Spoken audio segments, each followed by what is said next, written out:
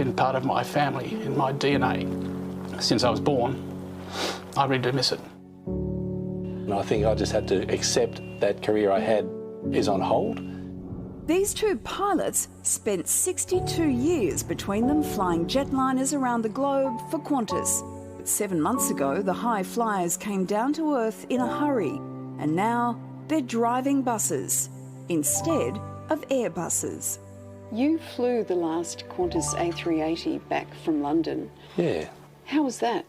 It was a very strange experience. And to sit there knowing that this may be the last time you ever fly this aeroplane again is quite emotional, really. Bringing in the first A380 into Sydney in September 12 years ago, but who's counting, that was an absolute highlight.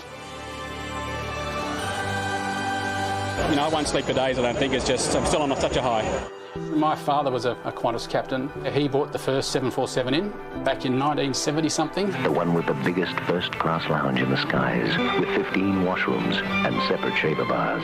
My mum was a hostess. My wife was a flight attendant as well. My sister was a flight attendant, so I sort of had no option to get into aviation for my career. So what's your relationship with Qantas at the moment?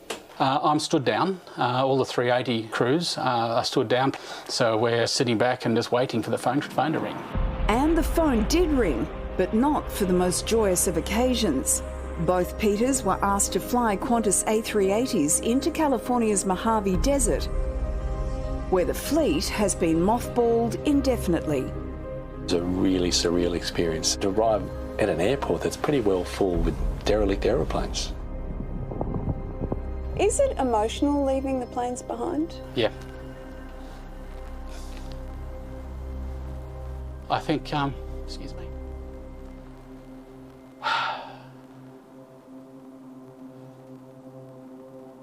Going to the Mojave was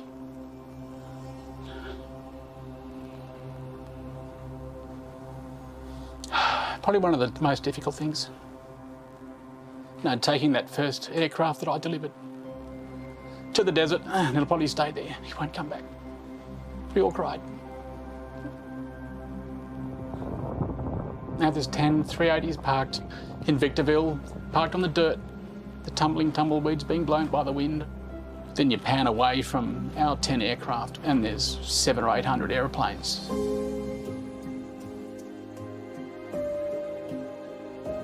An old FedEx and old United Airlines aeroplanes that'll never fly again.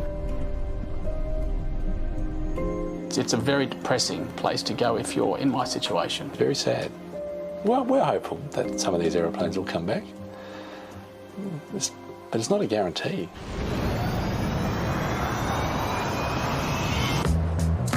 So Peter, how's the first week driving the bus going? It's been pretty good so far. It's only been a day, so it's not really even a week. See you later. Welcome, mate. I like to have a purpose. I also like to learn new things, and I've always enjoyed driving. The end result being here at Forest at Terry Hills. How have you found people on the road? Some of them are really, really courteous, and you put your blinker on and they'll stop and they'll give you the room, and I give them a wave and say thank you very much, but there are the others who need to get in front of the bus, and that's their priority in life. Well, how does it differ to flying an Airbus? Well, it's just the level of concentration. There's very intense concentration flying an Airbus, but for shorter periods of time. Depending how long that flight is, I might be able to go back and have a crew rest and maybe watch a movie and have a snooze. But on my shifts here with Forrest and on the buses, I'm concentrating the whole time. You can't not concentrate, even for a second. It's all I can do to look down and see what time I'm due at the next bus stop, just like that. And I've scared a few gutters. Yeah, I have. Must have been exciting for you. Very exciting. I have a newfound respect for heavy vehicle drivers around Sydney, which is quite challenging on some of the roads we have to use. So Peter, you're the boss here. How many former airline crew do you have working here? Well, by the end of November, I'll have 13. Word just spread between the little group of friends. And from one to one to one to one to one, they're all here. So what's special about the long haul guys? Well, it just means I won't be back in the air for a while, so it means I get to... I think he just capitalised on you. It means I get to keep them for a bit longer. I think we're very lucky to have what we've got, to have a reason to get up and go to work and provide for the family and things like that. That's great for our mental health.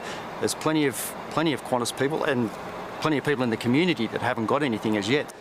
So what does your family make of your switch? Well, my junior daughter is studying at Macquarie University, so she's dying to get on the 197 out of Ingleside so she can sit there and go with Dad at the front, and I can drop her off at uni. I think my wife's happy to have me out of the house. It's only so much gardening can be done. I don't like gardening.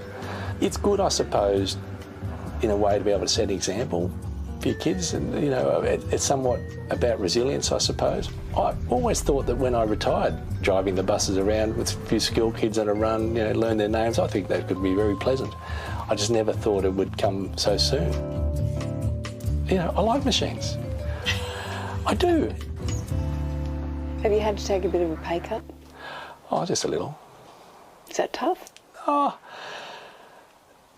look, we've readjusted our priorities, and we've possibly readjusted what retirement might mean to us.